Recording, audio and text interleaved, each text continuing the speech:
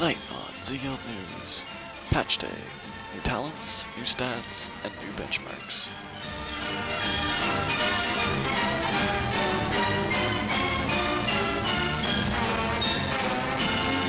Hi, I'm Broth, and welcome to ZeGuild News.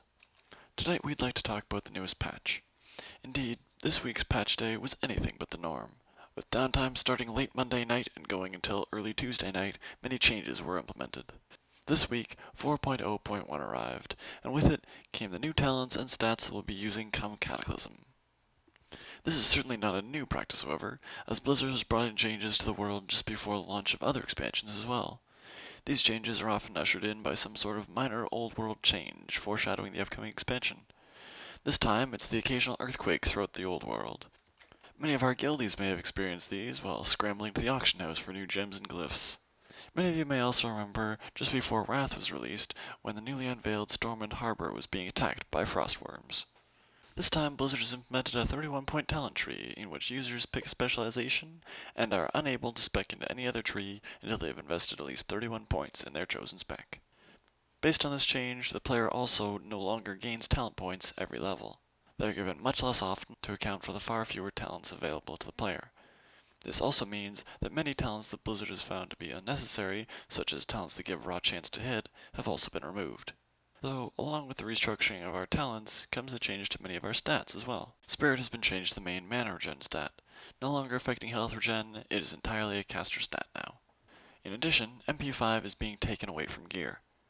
Classes will now get a talent to continue regenerating mana in combat.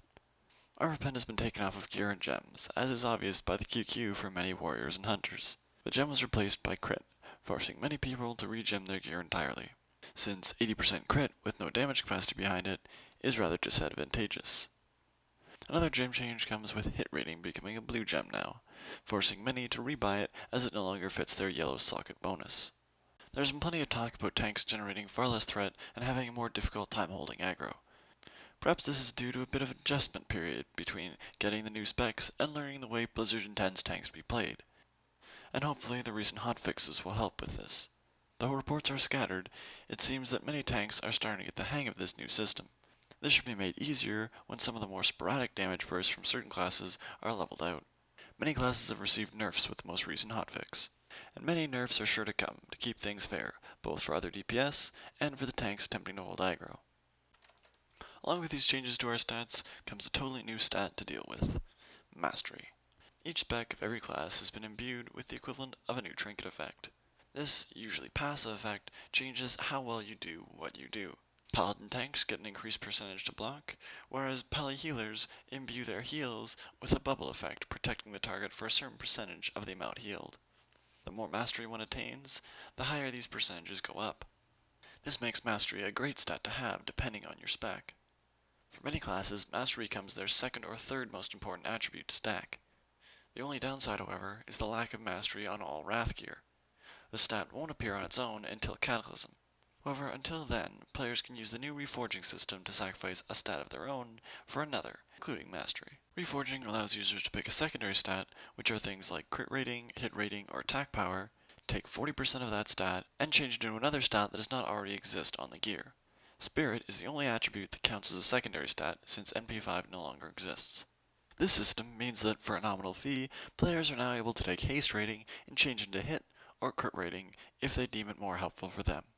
For classes that have found Mastery to be their most important secondary stat, they can take the highest other secondary stat on their gear, take 40% of that value off that stat, and put an equivalent amount of Mastery rating onto the gear. This change is only applicable to gear over item level 200. And the best part of the system is that it can be undone at any time and reforged with different stats as often as you like. This stat system should allow for more flexibility in the gear players aim to attain and more customizability to suit their class.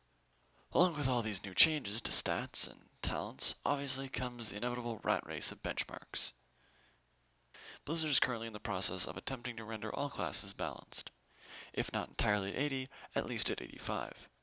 So, although things may seem disadvantageous at the moment, rest assured, this is an MMO, and things are constantly in flux. Regarding these changes to benchmarks comes the 4.0 news about raiding. Though raids have not changed in loot, Blizzard has implemented the flexible raid lockout system.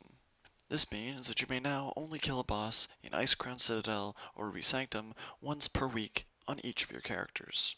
Whereas before, players could obviously engage in both 10 and 25-man raids in a week, that ability has been stifled somewhat. Players can still attend both, but players joining a second raid in the week will only be able to join when the two groups have identical progression in boss downings that week. The guild got their first taste of this new system this week, with both 10 and 25-man raids still continuing in the guild. Though it's evident from the performance of this week's 25-man, it may be safe to say that the new specs and mechanics of this patch will take some getting used to. As a final note, ZeGuild is always recruiting casual players and cool people. Come check us out at thezeguild.com.